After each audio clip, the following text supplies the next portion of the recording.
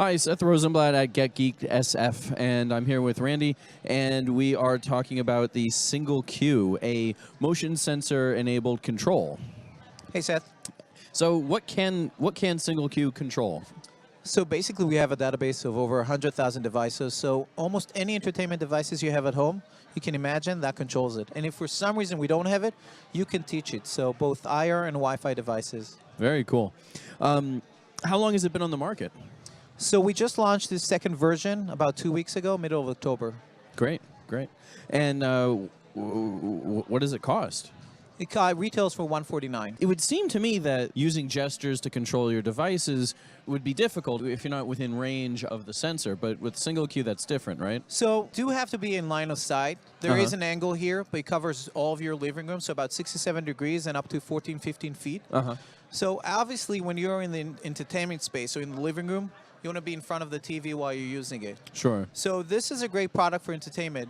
There's other places in the house that you could use it as well, but our main focus is anything that has to do with a screen, and you want kind of that quick control that you can play, pause the video, you can shush it even, you can do all those things with a single gesture. You don't have to fiddle for the remote. Sure. Just quickly raise your finger.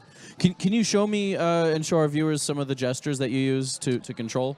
Yeah, sure. So there's very simple gestures. There's just, you raise your finger to basically acquire that. You see a lock sign. And the second gesture is a pinch. A simple pinch is a basically select, and left and right. Those are the three gestures you need to use. We also have one more gesture, which is this, and basically mutes all the devices and unmutes them. Oh, so it also unmutes them as well? Absolutely. So during the setup, you basically tell us what devices you have in your home. You set them up, and then you create activities. An activity would be watch Apple TV, or watch cables, and you tell us what are your favorite channels. You tell us what is the input and output. So what surround system you're using. And the cool thing about it is once you do a select between activities, let's say you watch Apple TV and you want to move to Xfinity. Right. A simple gesture would actually move all the inputs, outputs. No more changing HDMIs, all that kind of stuff. Wow. And can you also pause a movie or advance, fast forward in the movie or go back a scene or two? Absolutely. Almost anything you can do with your remote, you can do with your finger. So you just raise it, pinch, you do a pause, pinch again, you play it again, fast forward with your finger, all those things. What's been the response to the new model? So far people like it. The new model comes with a new hardware that actually improves detection both in low light and in terms of distance. So people feel that precision has been improved. We also people see that they like the new user interface that we've brought in. So one of the things that we've learned is that we're teaching basically people a language of gesture control.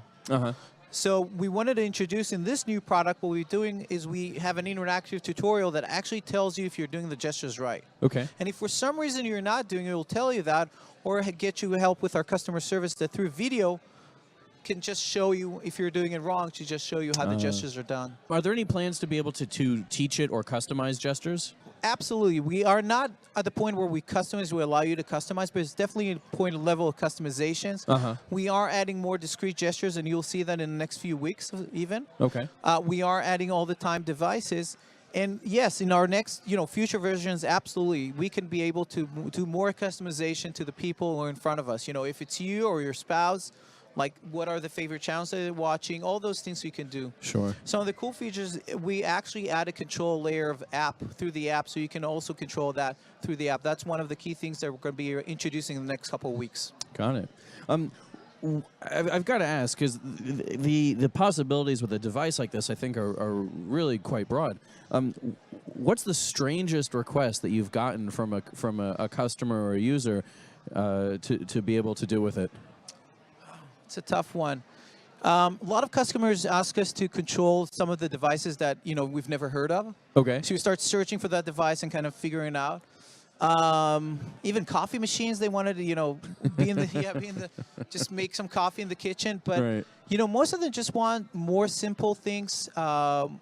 Just have more fun with it. So, and it's really interesting to see how the connected space it's tying together. Yeah. So we have customers that are coming in. A lot of our customers have, if it's light that are automatically turned on, or if it's the thermostat through their app, and then they come in.